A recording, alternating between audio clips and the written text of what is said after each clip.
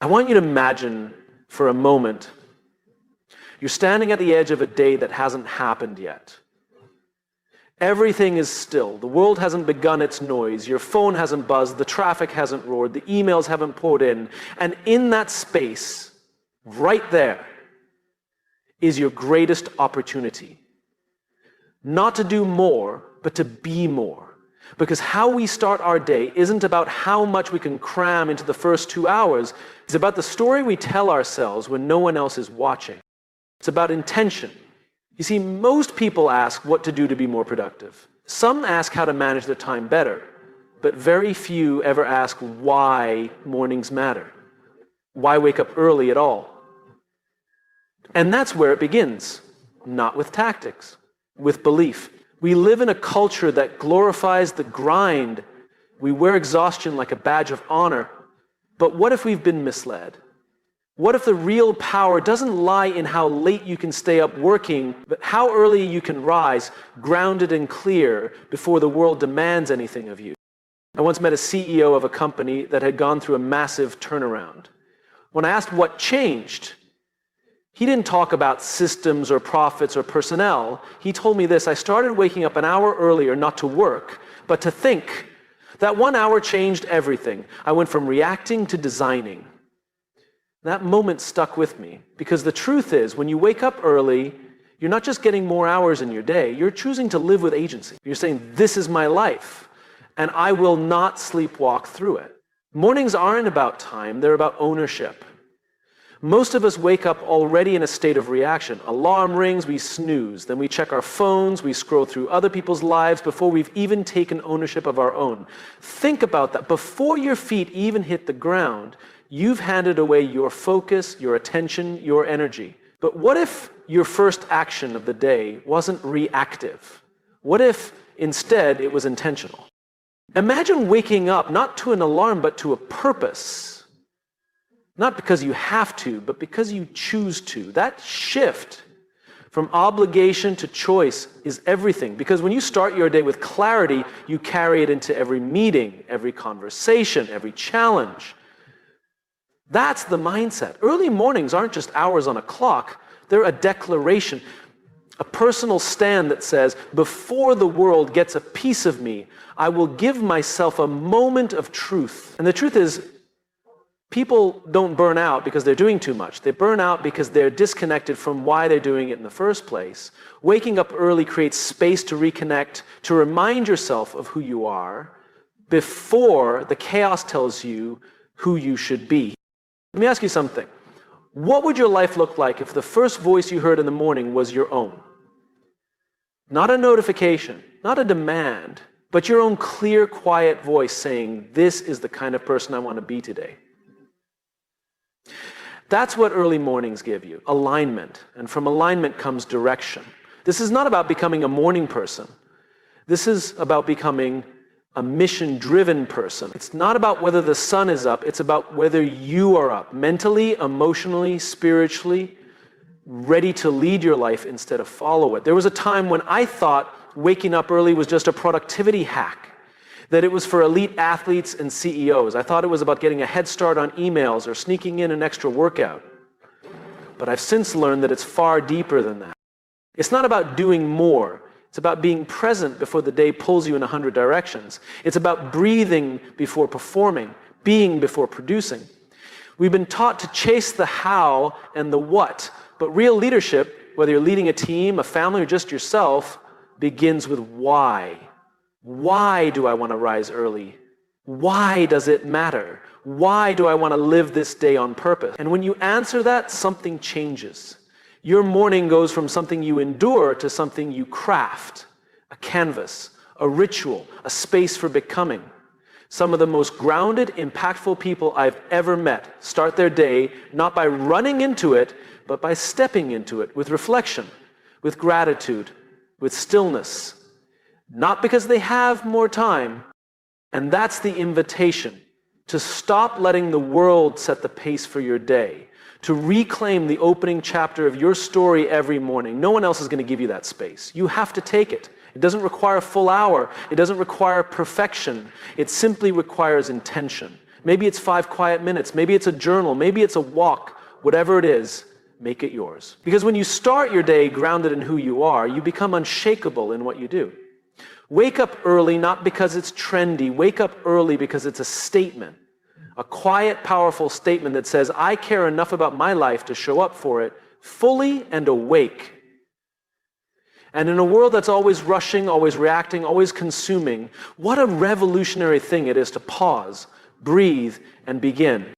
We talk a lot about leadership. We talk about inspiring teams, building culture, making impact. But the truth is, no title, no position, no authority can make someone a leader. Because leadership doesn't begin when someone gives you a team. It begins when you decide to take responsibility for yourself. Every leader you admire, every person who made a difference in your life, every human being who ever sparked real change, they all had one thing in common. They led themselves first. And that's where waking up early comes in. Because those first moments of the day are not just a routine, they're a mirror. They reflect the relationship you have with yourself. The promises you keep or break when no one else is watching. It's easy to lead when the cameras are on, when people are watching, when the stakes are high. But real leadership shows up in the quiet, boring, often invisible choices. Like whether you choose to get up when you said you would, whether you choose to start your day with intention or drift into it with distraction. No one sees that part. But that's the part that builds trust, not with others, but with yourself. And here's the thing about trust. You can't give it to others if you haven't built it internally first. If you can't lead yourself out of bed in the morning, how can you expect others to follow you into uncertainty? If you can't show up for yourself, why should anyone believe you'll consistently show up for them? Now, it might sound harsh, but it's not meant to shame, it's meant to awaken. Because the greatest act of leadership is not giving a rousing speech or closing a deal. It's modeling the kind of discipline, clarity, and character you hope others will carry forward. I remember sitting with a young entrepreneur who had just started her first company. She was brilliant, motivated, full of energy, but her team was unraveling. People were missing deadlines, showing up late, energy was low. She wanted to know how to inspire them. How do I motivate people, she asked. And I asked her, how are you starting your day? She paused. What do you mean? I said, before you try to lead your team, how are you leading you? And she realized she wasn't. She was rushing, she was reacting. She was starting her days in chaos. So her team mirrored her energy. Leadership always begins with modeling. People don't follow words, they follow behavior, they follow presence. And presence isn't built in meetings, it's built in mornings.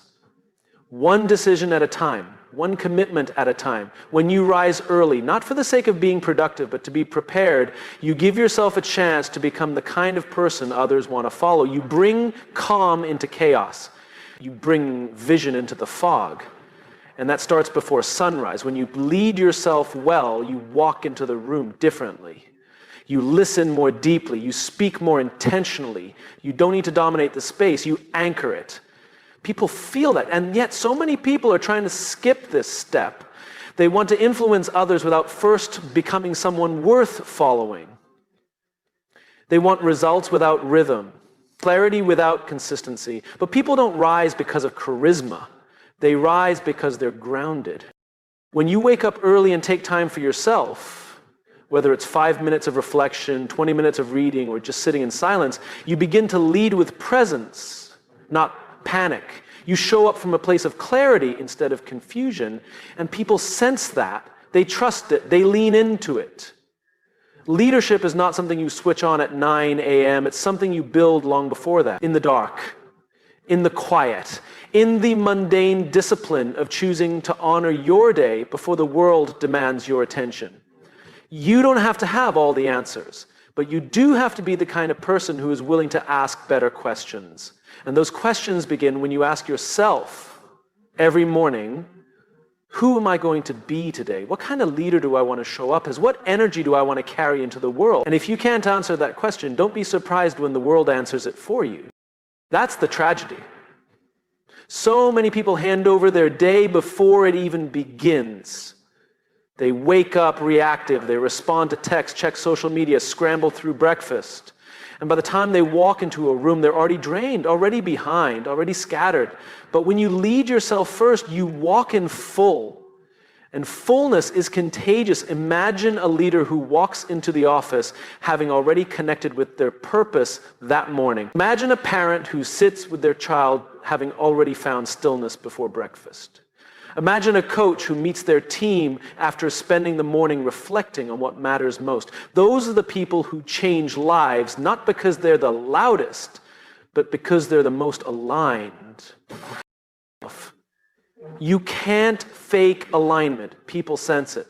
And it only comes from daily discipline. Waking up early is not about being superhuman. It's about being intentional. It's about choosing to build your inner world before stepping into the outer one.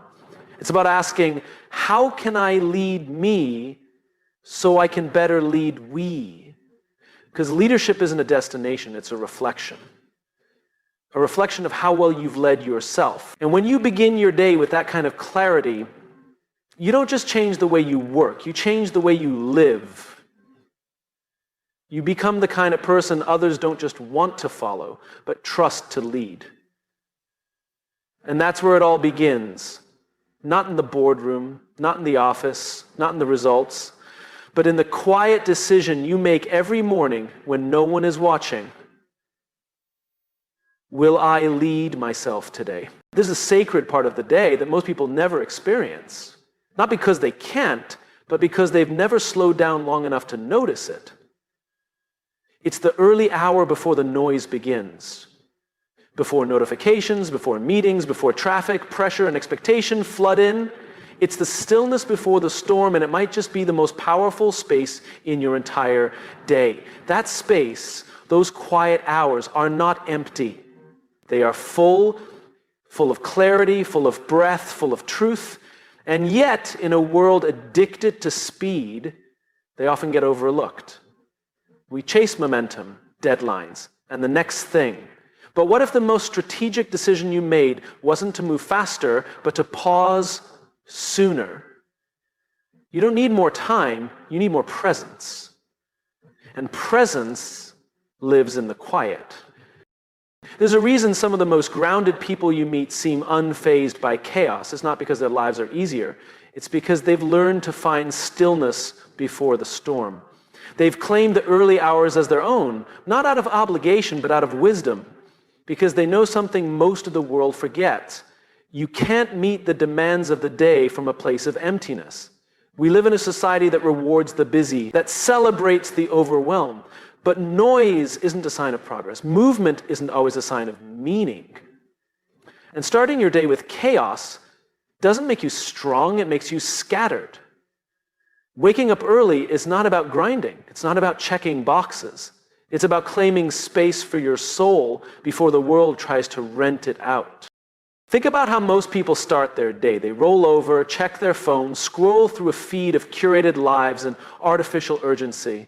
Before they even leave their bed, their mind is hijacked. And from that moment on, they're not leading the day, they're chasing it.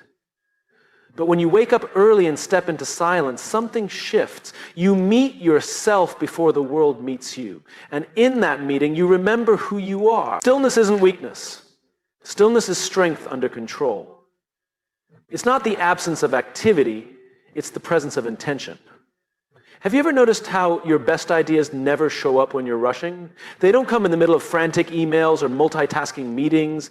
They come in the shower, on a walk, sitting by yourself with a cup of coffee. Why? Because insight doesn't come through pressure.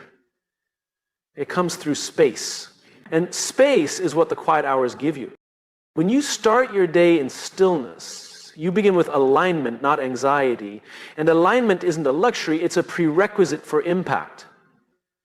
I once spoke with a firefighter who said, "You don't rise to the occasion, you fall to your level of training." That stuck with me. And it applies to life just as much as it does to emergencies. You don't rise to the urgency of the day, you fall to the level of your preparation. And there's no better time to prepare than when the world is still asleep. The early hours are your training ground, not just to rehearse your goals, but to reconnect with your values, to remember what actually matters before the to-do list convinces you otherwise. This is not about perfection. It's not about waking up at 4:30 a.m. and meditating on a mountaintop. It's about starting small. Maybe you sit for 5 minutes in silence. Maybe you write one line in a journal. Maybe you walk outside, breathe the morning air, and say, I'm here. I'm alive. And I'm choosing how I show up today. That choice, that simple intentional act is leadership, because stillness doesn't mean doing nothing. It means doing the right thing first. It means listening before speaking, breathing before acting, grounding before charging ahead. And when you develop that rhythm, when you own your quiet hours, you stop being reactive and start being responsive. You move from survival to strategy. You become the calm in the room, not the chaos. People notice that. We've all been in rooms where someone walks in and without saying a word changes the atmosphere, not because they're loud, but because they're anchored. That's not charisma. That's character. And it's forged in the quiet. In a world where everything is urgent, the ability to pause is rare. But rare is where the power lives. The storm is inevitable. Life will throw curveballs. The emails will come. The challenges will rise. But the question is not whether the storm will come. The question is whether you'll meet it from stillness or from stress. You don't need to control the chaos. You just need to stop letting it control you. And that begins in the morning, before anyone else gets a piece of you, before expectations take over. That's when you set the tone, not just for your schedule, but for your state. You have a choice every morning.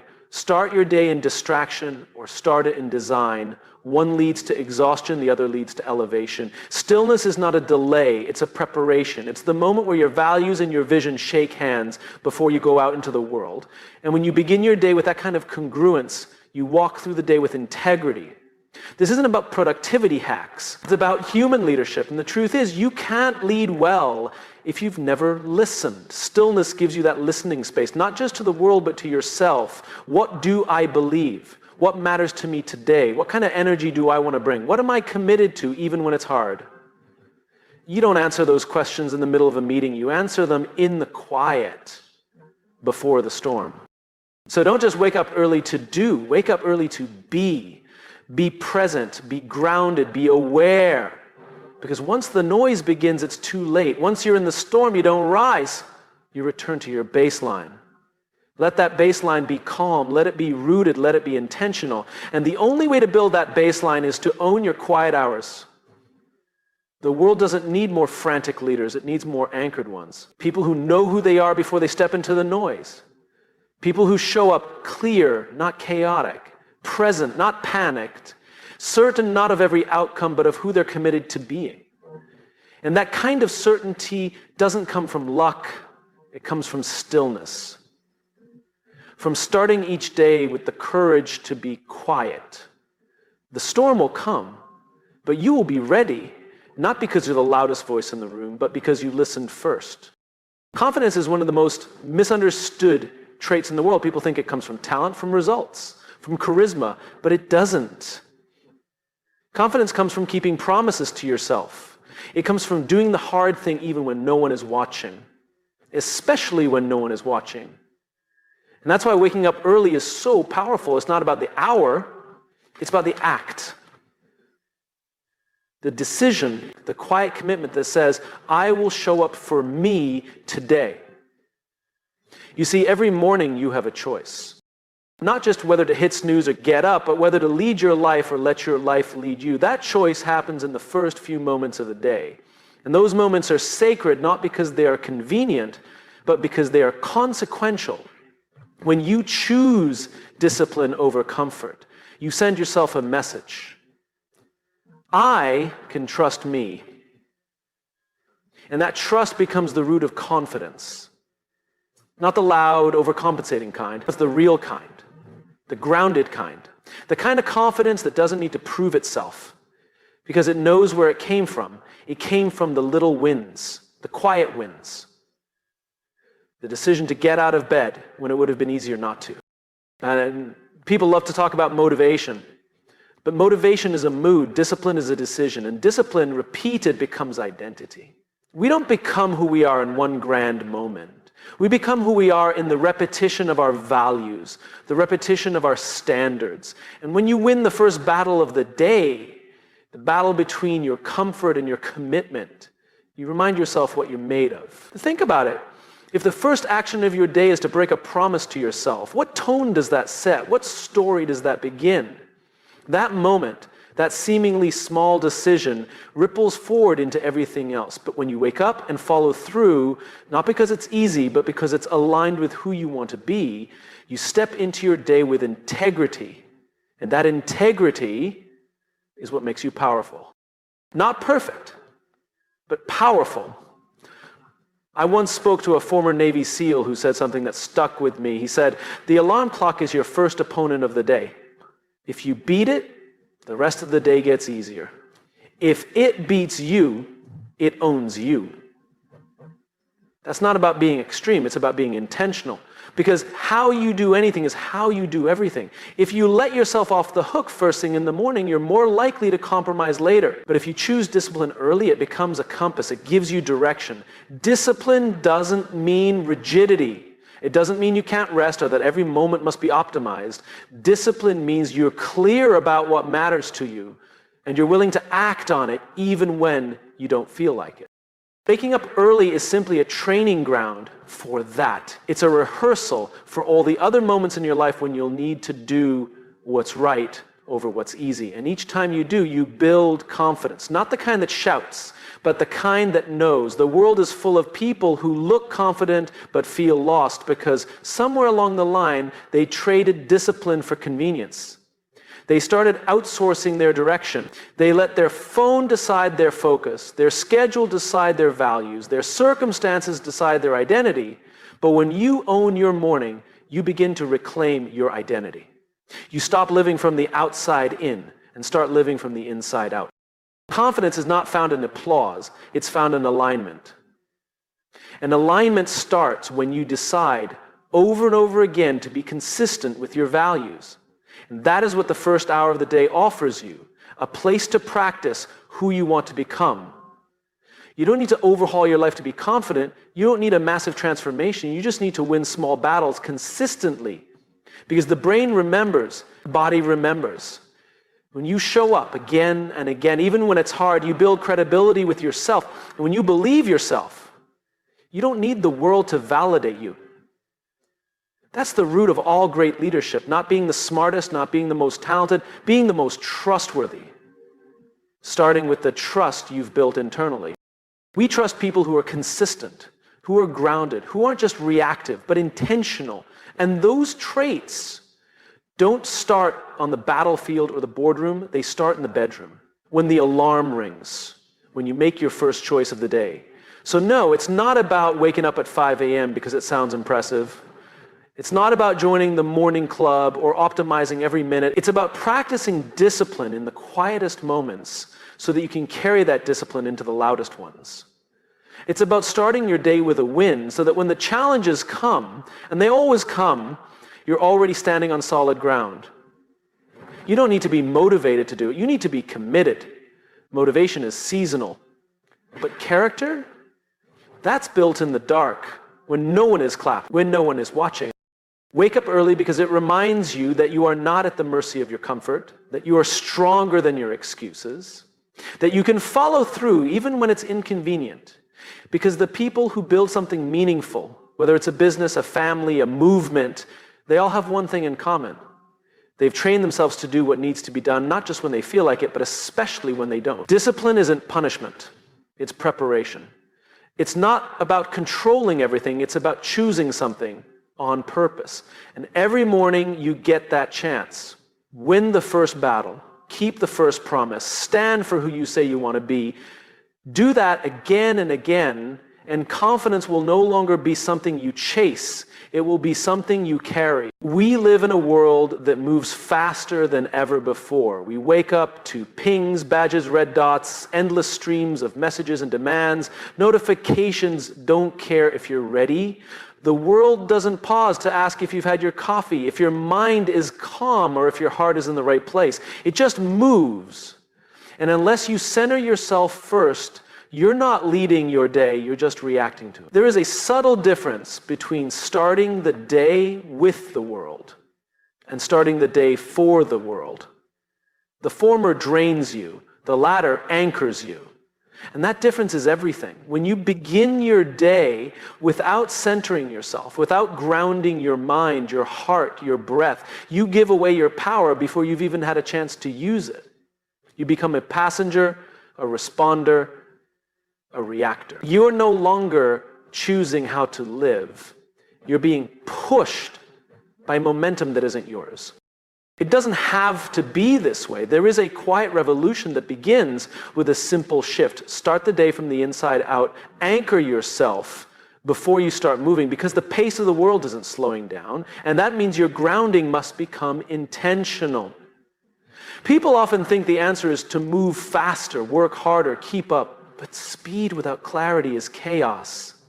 Efficiency without purpose is emptiness. You can run faster and still feel behind if you're not aligned internally. And alignment doesn't come from more hustle. It comes from space. It comes from choosing stillness before movement, reflection before reaction. The question isn't, how do I keep up? The question is, who do I want to be before I begin? That's the question that the early hours of the morning were built to answer. Before the meetings, before the emails, before the responsibilities of the world start stacking up, you have a window, a brief, beautiful window to find your center. But you have to choose it. Because if you don't choose that moment for yourself, the world will take it from you. Not out of malice, out of momentum. The world simply moves. And if you're not rooted, it will carry you in directions you never meant to go. That's why routines matter, not because they're trendy, but because they remind you who's steering the wheel. You don't need a perfect morning routine. You need a purposeful one. Something that reminds you, this is who I am, and this is what matters to me today. For some, that's sitting in silence. For others, it's journaling, or walking, or praying, or reading. The activity doesn't matter as much as the intention. The discipline of starting your day with something that centers you as a declaration, I am not a slave to the speed of the world. There is power in that. Because here's what happens when you begin from center. You stop being pulled in 1,000 directions. You begin to move with clarity. You listen better. You speak more intentionally. You don't just react, you respond. And that's when leadership begins. That's when impact happens. Have you ever noticed how the most grounded people in the room are often the quietest? It's not because they don't have things to say. It's because they've already said them to themselves. In the early hours, in the silence, in the moments before the noise, they don't need the world to affirm their value because they've already connected to it at the start of their day. They don't need to rush because they're not chasing validation. They're moving from vision, from alignment, from center. And center isn't a place you stumble into, it's a place you build. Brick by brick, morning by morning, choice by choice. You've probably heard the phrase, put your oxygen mask on first. It's cliche, but it's true. You can't serve the world well if you're constantly gasping for air. And centering yourself first thing in the morning is how you put on your oxygen mask. It's how you remember, I am not just a task list. I am not just a calendar. I am not just output. I am a human being with purpose, with values, with breath. And that matters more than anything I'll cross off my to-do list today. There's a reason the greatest artists, leaders, and creators often guard their mornings. It's not ego, it's not luxury, it's strategy. They understand something essential, that what you bring to the world is only as strong as the place you're bringing it from.